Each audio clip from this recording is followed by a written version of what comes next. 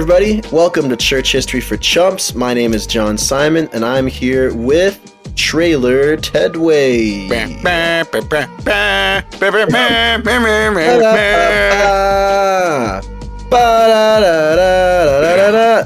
I love Star Wars. I'm so glad you sang that song. Dude, okay, so first off, no. Second off, guess what I get to watch tomorrow at an early screening?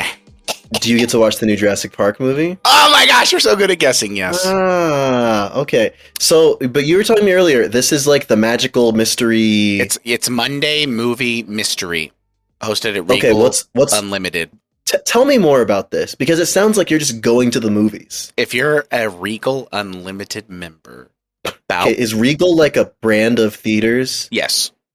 Because where I live, it's like Cinemark and Harkins. That's it. Yeah, Regal is a brand. Harkins might do them, but some of them do them. And what they do is movies that they kind of want to give a little boost to the box office. You know what I mean? Create a little hype around. A little wink, wink, nudge, They nudge. put them in this Monday mystery movie category. Okay. And so we go. It's actually with my old Sunday school teacher. We go, and like I said, about once a month, there's something. We have seen so many movies through this that we would never see because it is mystery. You're like, wait, how do you know it's Jurassic Park? It got leaked early, baby.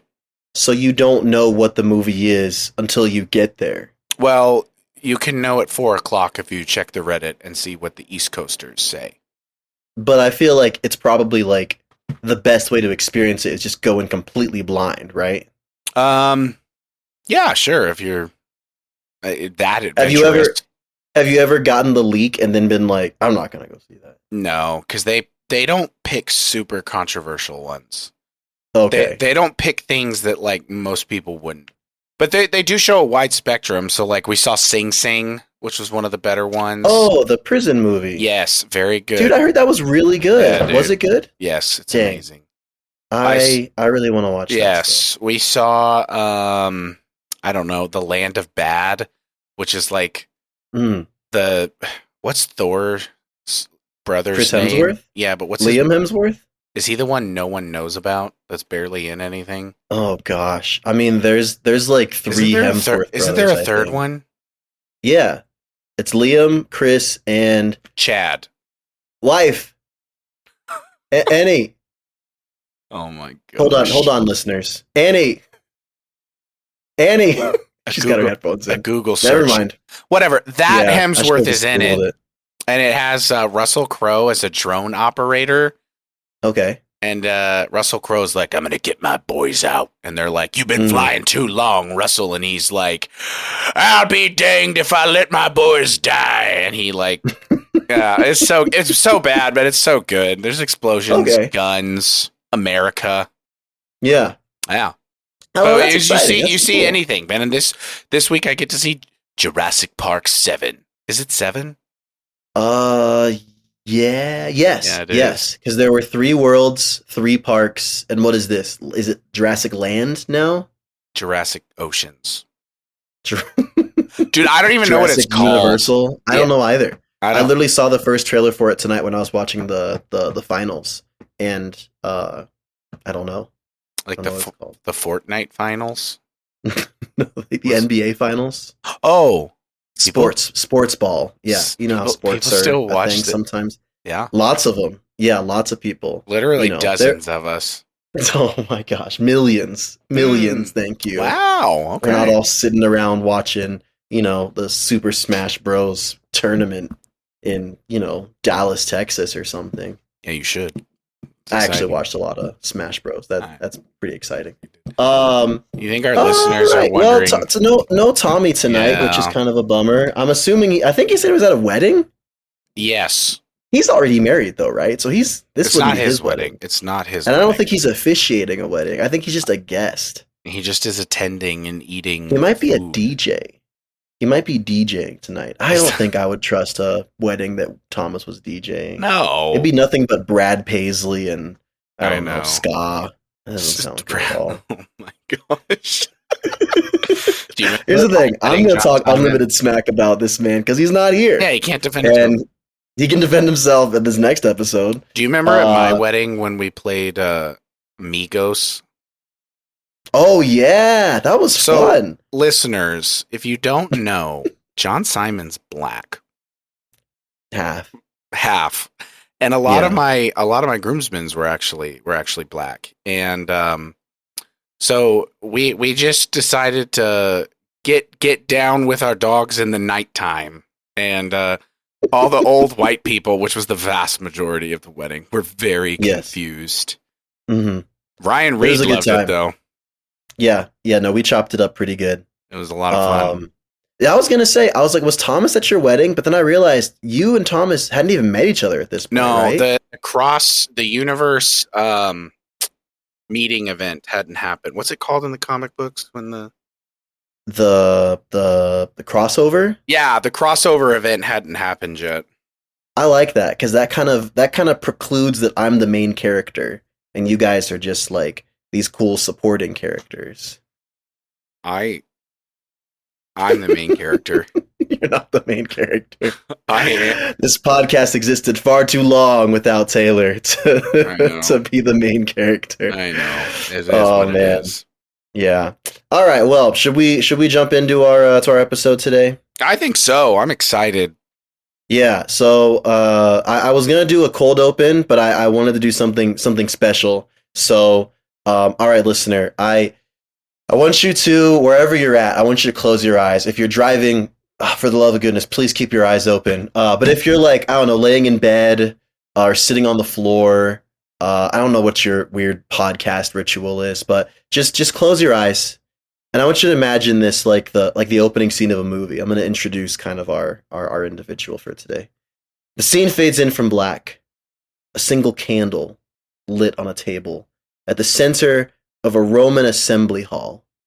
It's entirely empty, save for one man, a regal-looking senator, wearing his regal kind of garb, and he looks weathered and tired. The assembly hall is ornate with typical Roman architectural and religious grandeur, but there is an air of frustration and exasperation about this man. Suddenly, a younger official rushes inside. "My lord," he pants. "We have received the location of the Antiochian bishop." "Is it Ignatius?" "No, my lord. His name is Ignatius." "Oh, that's the one they call Godbearer, isn't it?" "Yes, my lord. He is highly respected in his community." "But have you brought him yet?" "We were only waiting for your final word to do so, my liege, but I'll have my men sent to him immediately and his execution swiftly performed." "Not so fast. That man's a bishop, see? A bishop should not be put down in the dirt like a dog. The severity of this rebuke should match the weight of his admiration, see? And this is a man of vast admiration." I don't understand. Shall we not put him to death as is our right under order of Emperor Trajan?" "Of course we're going to kill him. But if you captured an enemy army's general, would you not offer some sort of spectacle to his demise?" Keep going. "Something to ensure the inferior nation that they are just that, ants in an empire of lions. We are Romans. We will not be mocked by these petty and fragile men. Take him to Rome, send him to the Colosseum, where he is to contend for his survival with the beasts. Give the emperor our regards from Antioch." "Yes, my lord." The man rushes off into the night, leaving the senator alone, face leaning over the candle, shaking with intensity. The scene fades to that of an old man sleeping in a cot. His room, by contrast, is that of a poor man. He sleeps on a bed that can hardly fit his elderly, fragile frame. He tosses and turns, anxious and unable to rest. Suddenly he sits up with a tense and fearful look on his face. He realizes he needs to pray. Before the words can even escape his mouth, he hears a voice speak over him, fearful, yet familiar, commanding, yet kind. "My son, your time soon approaches. Do not be afraid." This is the story of Ignatius of Antioch. That's good, man. It felt really, I wanted to do another Cockney accent for God. But I was like, dude, he'll smite me My where I son, sit. your time is I don't know what that accent was. Your time is soon approaches, huh? Do not be afraid. Huh? Is he from Saudi Arabia? Hey, Habibi, do not be afraid. Hey, it's Salah. Hey, I'm Salah. Yalla, Habibi, it's okay. I'm Allah. You no need to be afraid. It's okay.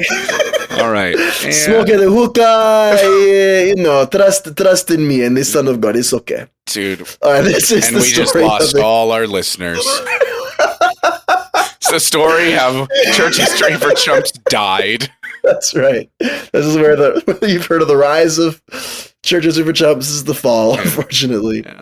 All right, Ignatius of Antioch. So you guys know we've been kind of heading back through the earlier sides of church history. We've done quite a bit in the 2nd and 3rd centuries. Last week we were in the 2nd century with our boy Clement, and now we are in the story of Ignatius.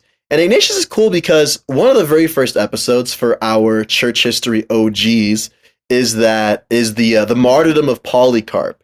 And the martyrdom of Polycarp is really fascinating because it's seen as one of the first real significant historical martyrdoms that the church sees. And the story of Ignatius is not only going to precede Antioch's martyrdom by a few decades, it's also going to parallel it in some really, really interesting ways. So let's kind of get into his story. So not much is known about his birth. Not much is known about his background. We don't really know his nationality, where he's from, his early life. Tradition has a tendency to kind of fill in the gaps for things we don't really know. And some of them are not very easy to confirm. Some are that he was converted to Christianity very early in life. Some traditions say that he was discipled by the Apostle John as a young man, which is also very similar to Polycarp's story. Others were that he was friends with the Apostle Peter as a minister, which is a little bit more possible, as we'll find out. And one of the stories was that Ignatius was one of the children when Jesus does his whole "let the little children come to me" spiel.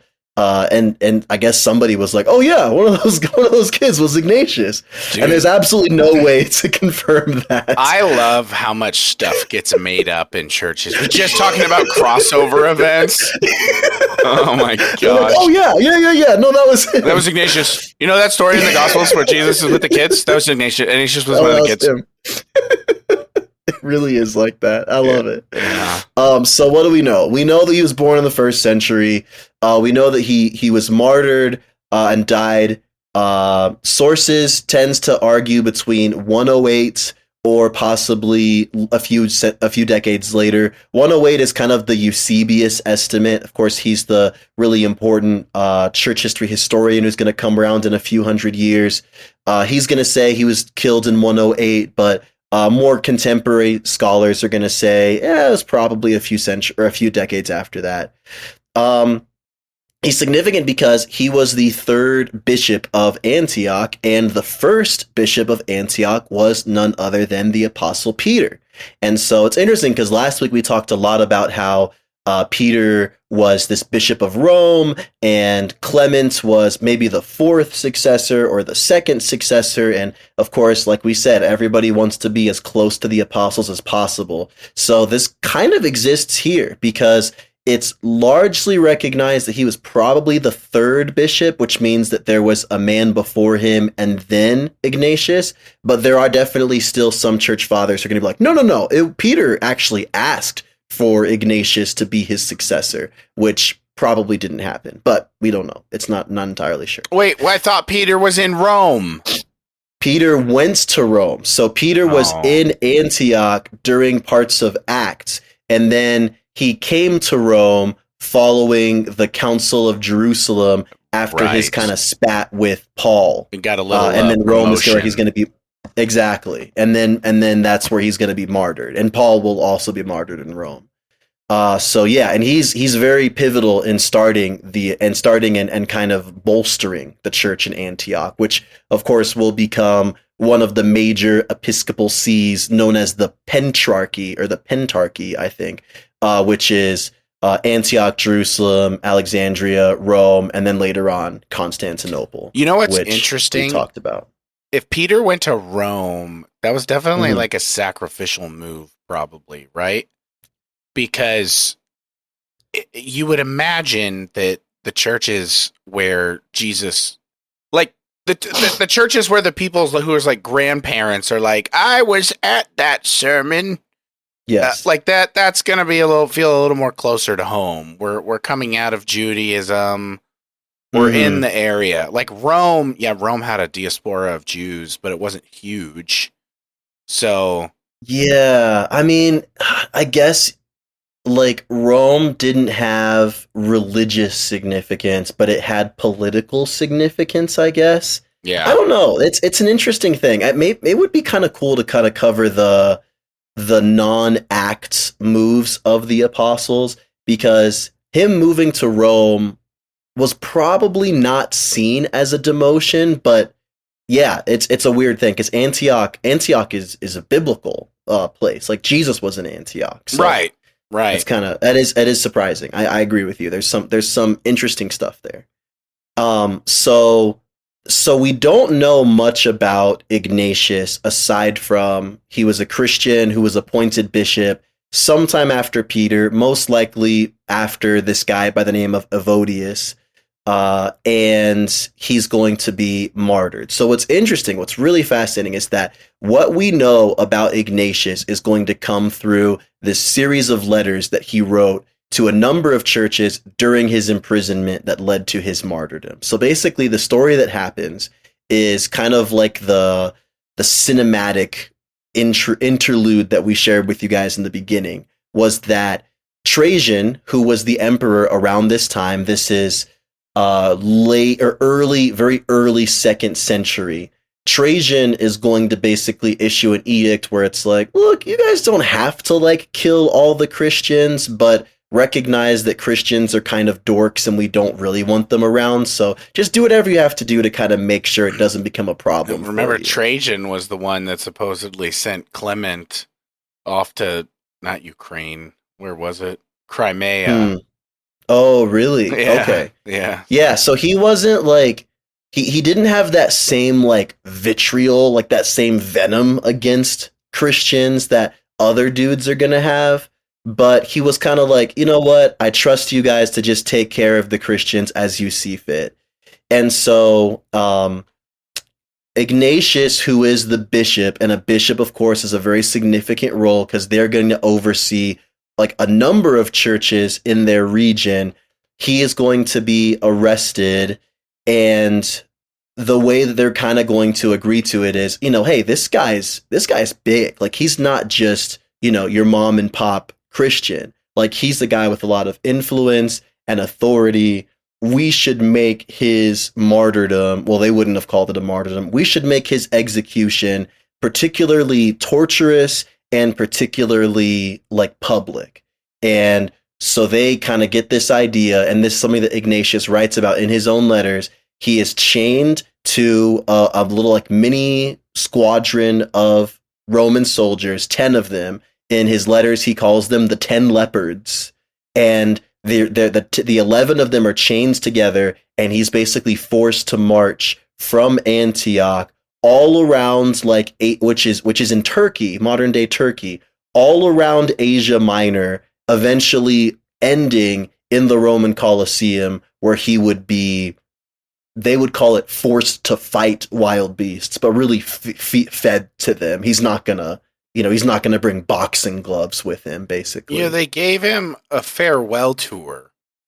Yeah, exactly. And like it's kind of crazy, but like that is sort of how it goes because tradition says that while he's at different places, he's like allowed to give sermons and he's Right. allowed to like address crowds. And he's So it's not writing. like yeah, and he's writing a Yeah, ton. yeah. And he writes there are 7 letters that are attributed to him, and these letters are really interesting because we have basically transcripts of all of them to this day.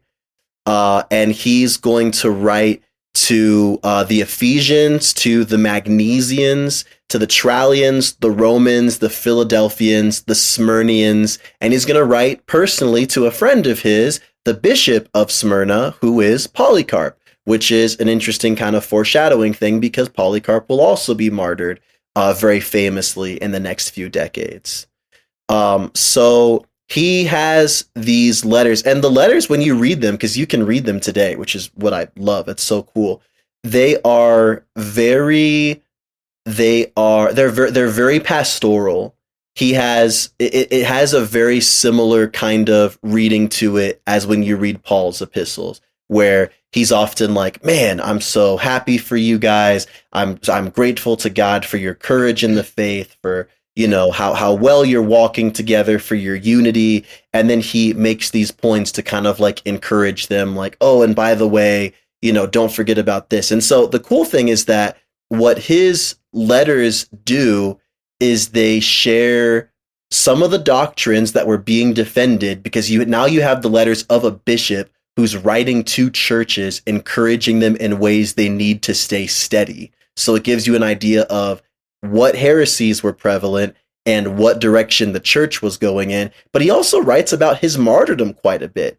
And it gives you a really cool insight into the mind of an esteemed and respected Christian who is about to be martyred. And you would think if this dude was like, get me out of here. Like if he was just like, here's where I'm going to be in 2 days. I need you guys to stage a riot and get me the heck out of here. Like, but he doesn't. He actually tells them in more than one letter, you can see he's like, do not interfere with this. Like, it sucks. And I'm sure you guys aren't jazzed about me dying, but this is a good thing. And he's basically like, I see this as me experiencing a beautiful like oneness with Jesus, who was also brutally killed. So he's like, martyrdom is a blessing, and please don't rob me of that blessing, is essentially his words on this. Wow. And you got to think like the this farewell tour that I think, if I remember correctly, it lasted like 2 years, right? It took like a long. I think so. It took a long time.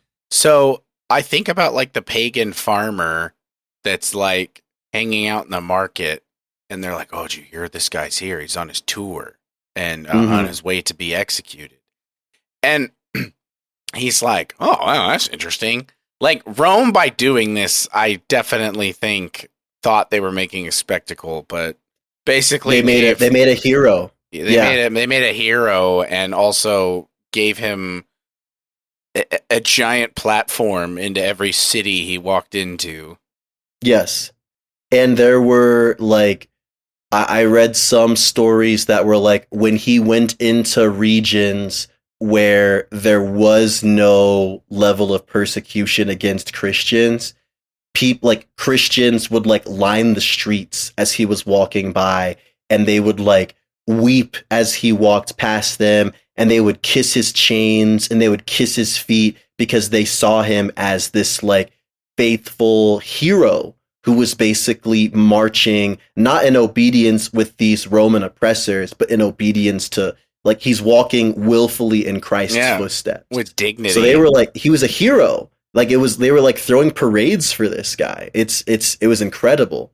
So yeah, I agree. I think what Rome did absolutely blew up in their face. It did not have the same deterrent effect that they expected it to. You think the guards had to like lie to their bosses? The bosses are like, "How's it going?" And they're like, yeah, real bad.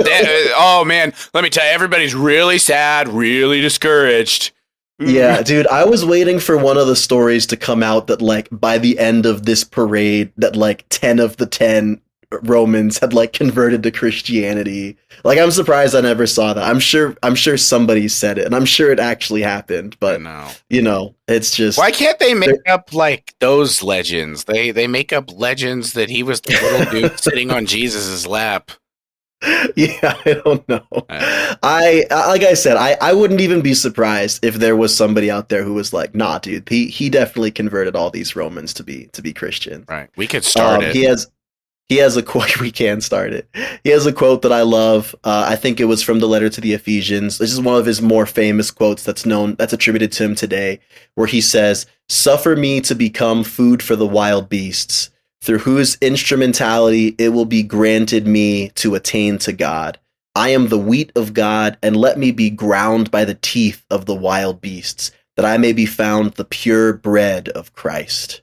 Rather entice the wild beasts, that they may become my tomb, and may leave nothing of my body, so that when I have fallen asleep, I may be no trouble to anyone. Then shall I truly be a disciple of Christ, when the world shall not see so much as my body." That's so hard. Like, let them eat all of me, so they don't even have to clean me up. Yeah, I don't even want to be a burden to the custodians who wipe the floor of the Colosseum. Colosseum's janitor service. Yeah, he's like, I don't even want to be a bother to them. Let the beasts like lick my corpse dry. Dang. Yeah, no, it's amazing. One of the other cool things about so we're talking about like these weird deep cut theories. One of my favorites is one of the letters he wrote, I forget which of the cities it was to, but he addresses someone by the name of Onesimus. And if you're, a Bible scholar, then you might remember Onesimus as the slave in Paul's epistle to Philemon.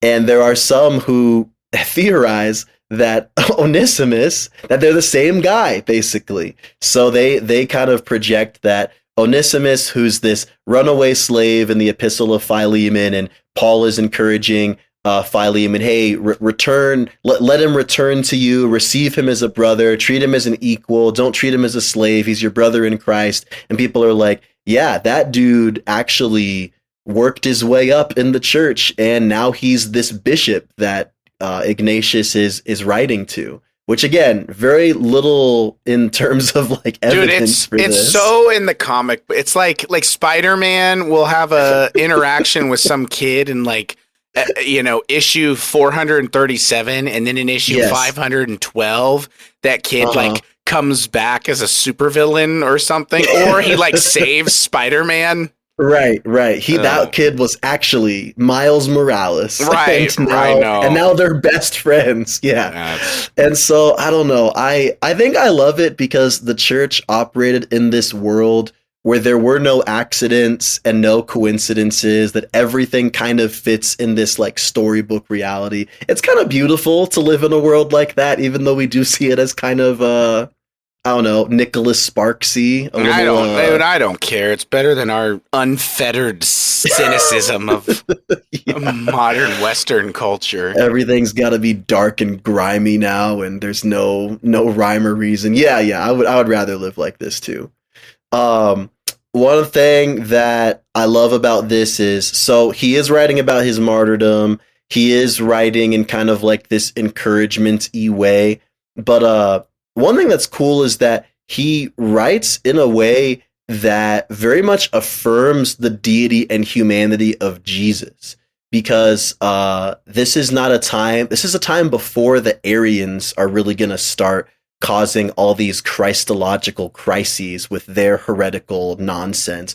But this is a time where the Docetists are going to be around, and the Docetists are kind of like the anti-Arians in that Arians say, Jesus was just a guy. He wasn't God. He couldn't be God. The Docetists are like, yeah, he wasn't a person. Like, he was kind of like this phantom. Like, Jesus was this, like, phantom ghost-like figure. And so he didn't have a human body. He was just this, like, kind of spiritual essence. That's why he was able to do all these things. And so a lot of scholars, when they look at Ignatius's letters, they think that the reason he's going so hard about the actual humanity of Jesus is because he's kind of addressing that. But the cool thing about this is, this is going to be 200 years before the Council of Nicaea, and this very plain Christian doctrine is still very much defended and advocated for. Which, I think is really cool. He's got a quote that says, look for Christ, the Son of God, who was before time, yet appeared in time, who was invisible by nature, yet visible in the flesh, who was impalpable and could not be touched, as being without a body, but for our sakes became such, might be touched and handled in the body, who was impassible as God, but became passible for our sakes as man, and who in every kind of way suffered for our sakes. So, yeah, I mean, for someone in the early 2nd century to say that is like, dang. It's interesting. I'm teaching my Sunday school class through First John right now, and John is dealing with some proto-Docetism, and with those guys, or encouraging them, because there was the Docetists had already left the church. And I always wonder, like, what's the appeal of that false teaching, right? It's obvious to know what the appeal of like prosperity gospel is or whatever. Insert lots of bad doctrines. It's easy to see the appeal. But I'm like, is this just born out of like a stubbornness of not wanting to try to hold two truths in tension, right? They don't want to hold that, because it probably stems from like, well, God couldn't have died. God didn't die. You can't kill God. I think that was a part of it. I think there was like some legit like if God is what we believe God to be, then how could he then how could he die? Yeah. Like I think it's like a do not compute kind of thing for them. Yeah. And that's where the apostles and, the teachers, the tradition are like, that's the neat part. He can't die, but also he died. Right. And it's like that whole, I think it's Gregory of Nyssa who said, what has not been assumed has not been healed. So it's like, if Christ did not assume the human condition, then he could not have fully cleansed and redeemed it. So like you have to be human. Well, and John, and to just be this weird ghost just doesn't work out. Right. And John even links it in chapter 4. He links it to, that God's love made manifest, so that like God's love was made tangible. So there's like a lot of, we can dare speculate the reasons for the incarnation, but yes, I think just like you said, there were people that saw the incarnation as like a way of being degraded. Like if God became a person, then God is lame, because why would you become a person? To become a person is to become corrupt and to be debased. And if a God would debase himself, he's not a God worth worshiping. No, that's really good. And that stems from a poor understanding of of the Imago Dei. Exactly. And just like God is always incarnating into our presence. Like he's constantly like walking into our midst, whether it's the Shekinah glory of the people of Israel or the tabernacle or the Ark of the Covenant. Like he's always in his people's midst. No, the Holy Spirit. Yeah, I mean, of course, the Holy Spirit, for sure. That quote that you said, God is always incarnating. Period. Period. End quote. Oh man, I could get you. I just throw that on Twitter. Told you guys, John Simon's a heretic. He's just, oh man, crap. You got me. I'm caught up now. Let's see what else. Yeah. So so what's cool is we get him speaking on a lot of things. He also seems to speak to the literal body and blood of Jesus in the Eucharist. Because of his position as a bishop, but in most of his letters, he's going to be like, hey, you guys are doing great. Keep listening to your bishop. Like, be respectful to your bishops, please. So there is kind of this practice of episcopal polity that he is reinforcing, which is maybe one of my favorite things that I love about this story, because there's this controversy that happened, I guess, probably around the Reformation time, when there were people who were like, oh, we don't think Ignatius ever wrote these letters. They just got suddenly like really, really picky and decided that they thought that the letters were forgeries because they were written way too late, because they didn't really come to the light until Eusebius brought them out or started writing about them.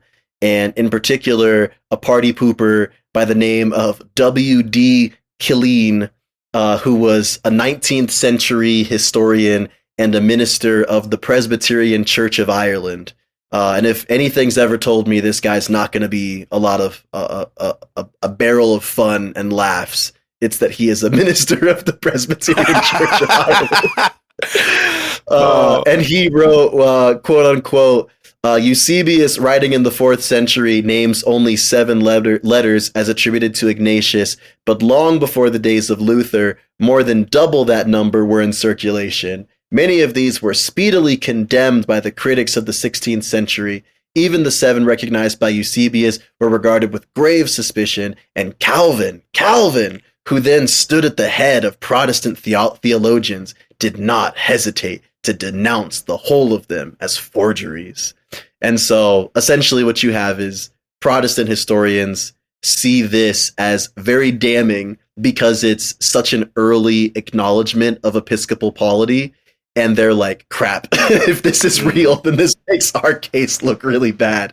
But unfortunately for all these negative Nancy Protestants, of which I probably am one, most scholars, I'd say 90% of them, still, like even outside of the church, consider Ignatius's letters to be historically legitimate, that the evidence of when they were written and the context in which they were written is sound. And so there are people who think that they were some Catholic conspiracy, but that voice is a minority. So gotta give it up to them for trying. Yeah, I guess so. Oh my gosh. I don't know, man. I mean, like we said, like we treat the early church with so much reverence that, of course, you have to have that question mark in the back of your head of like, what if someone used this reverence for like their own agenda? Like, what if they were like, oh yeah, and did you hear about those letters he wrote? Oh yeah, he wrote these letters talking all about how, all these things that we do are super valid. Remember? Yeah, you heard about these letters, right? So, I don't know. I think it's funny, but I don't know. Probably historically inaccurate. People seem to think the letters are okay. Good. I'll trust your research. Yeah. But yeah, I mean, and that's really all we have about the story of Ignatius. He wrote these letters. I think there were like 12 total, but there are 7 that are considered the most like likely to have been attributed to him. He is, by all accounts, going to go to the Colosseum, and he will be torn apart by wild beasts, and that will be the end story of his martyrdom. And so it's cool because a lot of the kind of illustrations of Saint Ignatius that I've seen that are like icons and stuff, they often have him looking very like stoic and very like holy and somber, but he also has like a lion chewing on his shoulder or something like that, which is very cool. So, dude, I want to get some of this imagery tattooed. Dude, I'm telling you, man, these dudes who originated like the iconography style of artwork, they were just on something, man. They were just in the studio just cooking heat. Gosh. Yeah, people take the iconography way too far, obviously. You know, like they have to, there's so many statues all over the world that people just have to like go and kiss, right? Yeah. Like I've heard more than I can keep track of. And like that's wrong to think that, you know, Eusebius is going to bless me from heaven because I kissed the picture of him. But I don't know, man. Let's just meet in the middle, right? Let's meet in the middle and be like, this is cool art, and what he did is laudable and set a good example, I think, for us. I don't know. I mean, this is something that I feel a little more sympathetic to, because I feel like a big aspect of worship is meant to capture all of the senses. And I don't think anyone's like, oh yeah, my mind was on watching Will and Grace when I got home, but I made sure to kiss that icon, so I think Saint Whatsoever is gonna bless me. Like, I don't think that's it, but I do think like there is a sense of this is another way, just like singing and kneeling, like it's another way for me to express my affection towards God and towards this vessel in the saint, you know. You give the average Will and Grace fan far too much credit. Here's the thing. I can only say this now because if Thomas were on, he'd call me a soy boy for, talking about kissing in a positive light. Right. Newsflash, though, Paul told dudes to kiss each other. Yeah. How about that? They weren't just kissing icons. They were kissing. I don't want to roast cheeks. poor Thomas too hard, but I'm like, Thomas, when Jesus washed the disciples' feet, was he being soft? Oh man, honestly, dude, we give you so much crap for all your Baptisty ways. I feel like it needs to swing both. Yeah, it's okay, man. I love being a Baptist. Yeah. I definitely have been thinking a lot lately because we've been talking so much about like ecclesiology and like early church ecclesiology. I've been thinking like, we need something like something new, like an episcopate, something. Like we have the directors of missions, or I don't remember what they call them now. There's like, they're changing the titles for some reasons. Like we have those guys, but they're not like super involved in the churches. So like nobody knows them. So they can't come in and help problem solve. So I think at the very least, like we should like bake it into the policy that, hey, these guys got to come around. Your church has got to know them. It feels so hard, man, because it's like when I think of an Episcopal setting, my biggest thought is, but what if the bishop sucks? And then when I think of a congregational setting, I think, but what if the congregation sucks? Dude, you should take the congregation sucking way, like every time, take that trade over. Dude, look at the UMC, man. That story is so sad. Oh, about like bishops kind of like steamrolling what the people want? Or are you saying the opposite is true? Well, the bishop steamrolled what a lot of the people wanted, and then they made them like, for the UMC churches that tried to go to the new like conservative Methodist. Right, yeah. They had to like buy their churches from the denomination. Yeah. And some of them couldn't afford it. Dude, man, like there is so much. There's a dude who's kind of on my bucket list of someone I'd love to have on our show. He leads he has a YouTube channel called Ready for Harvest or something like that. Oh yeah. Are you familiar with this dude? Yes. He just does like a bunch of videos on the history of different denominations.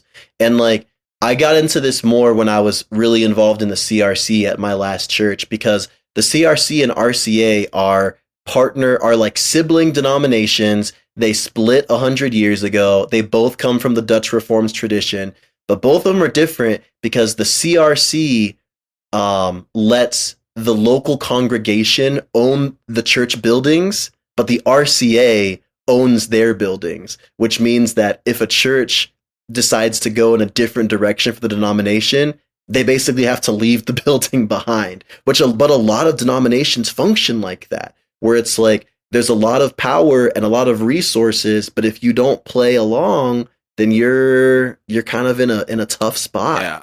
Dude, it's too easy for unqualified men to slither their way to the top.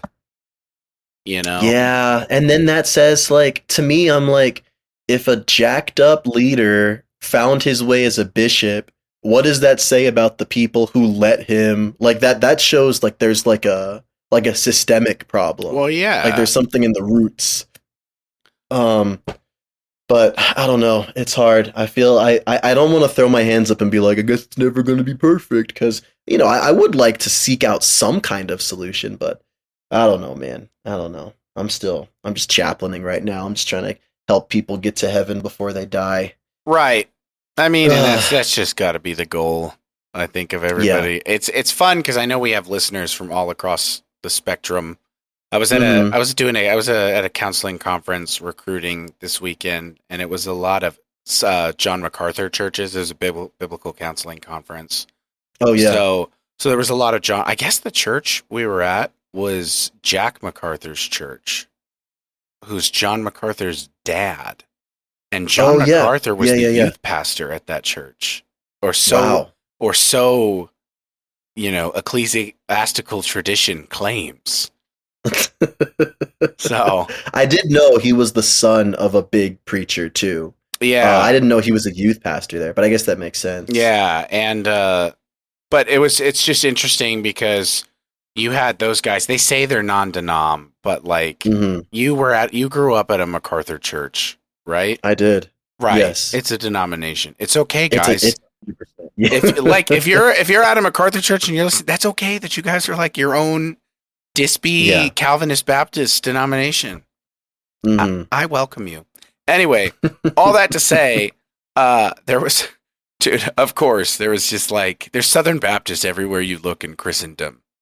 Hmm. It's just everywhere you go, you They're like find pigeons. they are. But here's my main point. Here's my main point. This is why it's so good.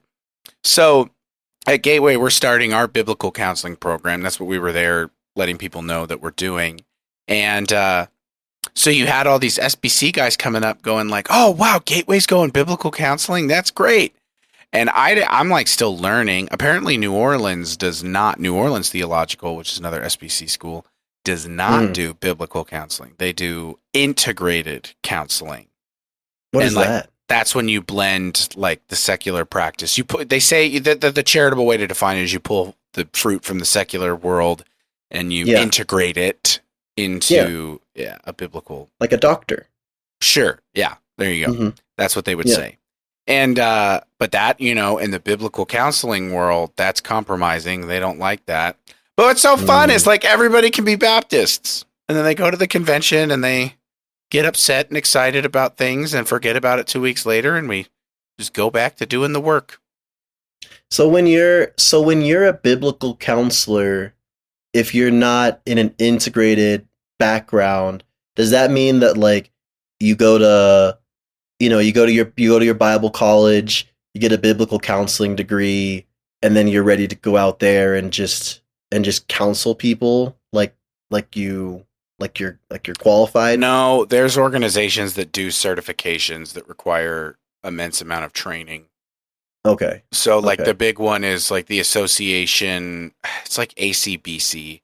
It's like the Okay. Association of Churches Biblical Counseling or something. I'm not sure. Okay. But they have like pretty strict like not So there are licensing. still like measures of how to get like certified and licensed and stuff. It's Yeah. just kind of an alternate route to getting an MSW and going Yeah. that going the route of the pagans. Right. The word license is a bad word to them. Right. Yes. Well, because you also like I've also heard like so when I was working at my old church, they used to say we couldn't call ourselves. So if somebody said, "Hey, Pastor so and so, I really want to meet with you to talk about so and such," we have to be like very upfront that what we're doing is not counseling because there are laws that create liabilities once we say that we're counseling. Is that still a thing for biblical counselors too? I don't know. They have to be, Okay. they just can't be, a lot of them cannot be licensed in states like California.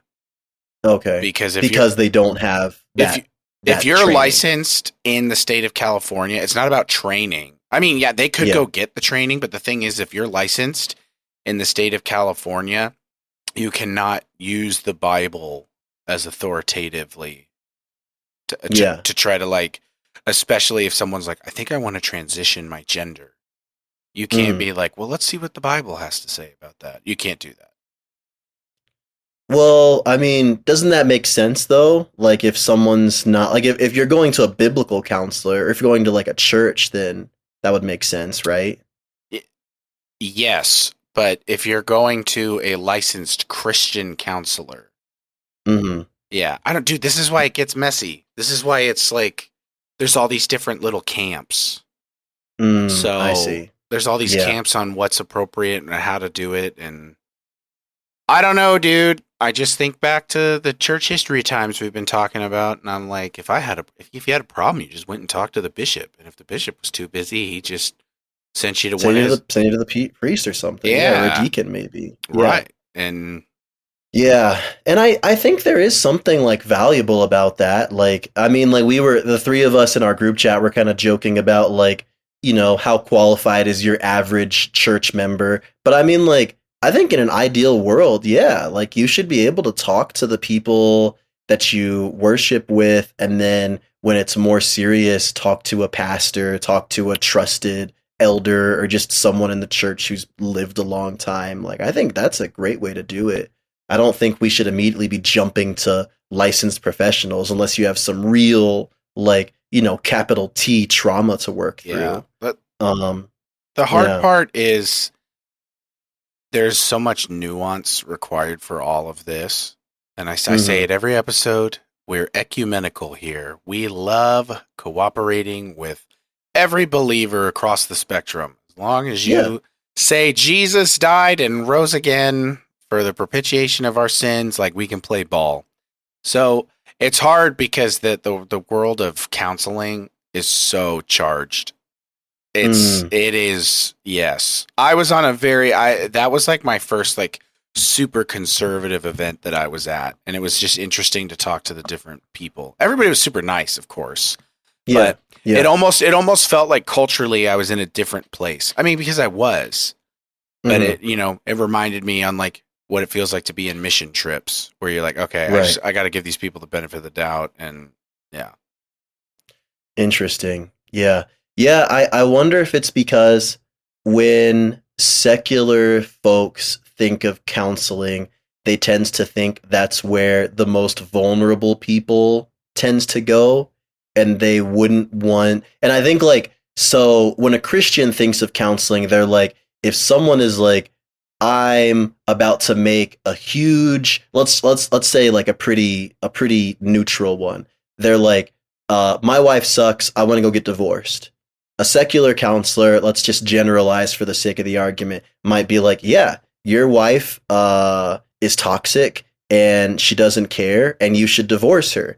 But then a Christian is like, oh my gosh, like we don't want to go to divorce. Divorce is a bad thing. Like, how can we figure out what needs to be worked through instead? So like both Christians and secular therapists see counseling as a place where people are going who are on the like precipice of making a big decision that could really affect their lives. And Christians want to be Yes. very like considerate of that, but I also think that not only do seculars want to be considerate of that, they want to be considerate of what Christians do with that vulnerability, because all they see is gay people being like, I don't want to be gay, and Christians being like, let's go to this camp and get some wires strapped to your head, or whatever secular people think Christians are The doing with gay people caricature. these days. I know. Yeah, I mean, I don't know. I've been in Christian circles for a long time. I've heard a lot of brothers, uncles, aunts, sisters who have gone through conversion therapy. I've never met anyone who's done it personally. Not to say it doesn't happen, but I think it's more of a caricature than anything real.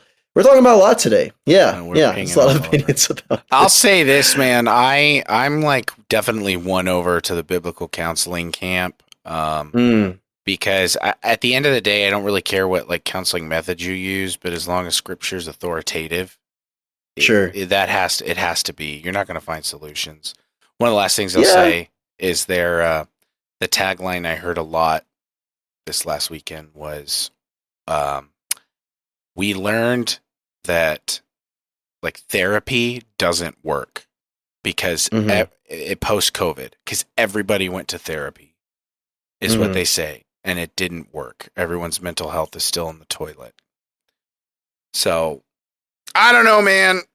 It's all Yeah. complicated, and then they asked I me don't know. That's like, tough though, dude. That's like saying that gyms don't work because everybody starts going to the gym on the 1st of January. I It's like, know, is it gyms or is it people? Like, don't shoot the messenger. no, no, no. I love the messenger and I love the message. I don't know. I constantly feel compelled to poke holes. I don't think biblical counseling is bad. I know people who have had some beautiful experiences with biblical counseling. My recommendation for folks who ask me is just like find a good therapist who got their masters and got their credentials, but also who loves Jesus. And like I've recommended my therapist in town to so many people. He's a wonderful guy. He's an elder at his church. Has been involved in churches for 30 years, and he's also been a therapist for just as long. And I'm like, this is the dude who I want people to be seeing.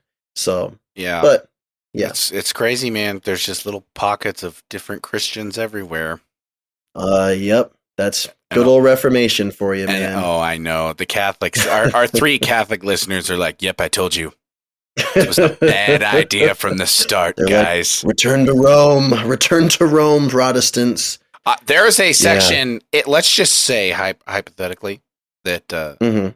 like all Protestants were like, "Fine, we're doing it."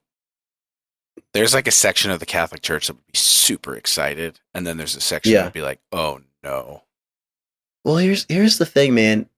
And here's my like kind of beef is like Catholics love to play up the unity of their church. I know, they're split like crazy. But you can find Catholic influencers who are all priests or bishops or serving in their church.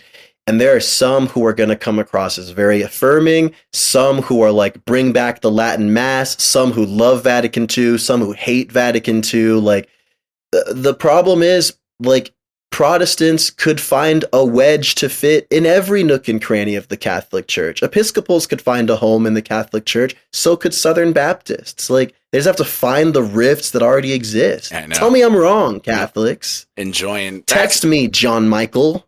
That's what I just want to know. I would love to hear from a Catholic, like their response to that. Because in my mind, I'm like, you guys clearly don't do housekeeping very well. Yeah, I don't even know. I read something where I've been reading this book from an author who I won't even say it because I really can't endorse his stuff. It's morbid curiosity. But I looked up, I was like, why is this dude doesn't seem to hold to really any creeds that a Christian, let alone a Catholic, would stand by. Why haven't they been like defrocked or whatever? And what I read was essentially like, it's just too complicated, and it just very, very, very seldom happens that somebody, even who publicly says what could be considered heresy, actually loses their position. It's just it's tied up in bureaucracy. And then, dude, if you're in the OPC, they'll freaking cut your head off on Sunday morning. Like, you'll preach a bad sermon at 10:05, and you'll be on your butt at 10:08. Yeah. Hey, man. I mean, I think I don't know. We should gatekeep, right? Gatekeeping is not necessarily a bad thing. We should never gatekeep the flock, but gatekeep the shepherds. Yeah, you know? Exactly. Like I'm all about that. That sounds like a great idea. That's why I love the early church delineating between like listeners, people going through the process to being Baptist or being baptized, and then you have the people that are baptized, and then you have your like bishops, and the chain just keeps moving up. Yeah. And one of the things I read from Ignatius, kind of circling back, he wrote like that he did not consider himself one of the apostles, even though he was literally discipled by an apostle, and he was like passed the baton by an apostle. And like in his writings, he's often like, you know, I write to you as a most unworthy man, like things like that. Like humility was a part of leadership at that point. And I don't know. I think when you gatekeep well, you breed a culture of humility because people realize that they're not entitled to their position. Right. But I know. Anyways, I was talking to this young couple, and if you guys are listening, shout out Sean and Trinity.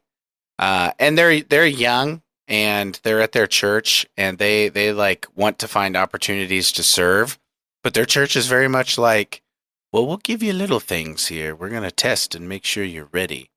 And it was like a little shocking to me as a Southern Baptist if someone's like, I feel a call to preach. And we're like, you got the call, son.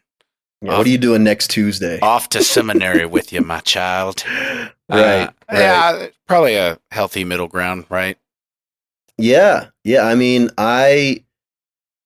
it's it's a weird thing because like being in church leadership, like you would never work at a normal job and have someone just show up and be like, "Hey, could I be a manager here?" But someone will go to a church and be like, "Can I lead worship? Like this is my first time here. Can I lead worship next week?" Or I'd like to. So it is interesting, but yeah, I mean, I don't know.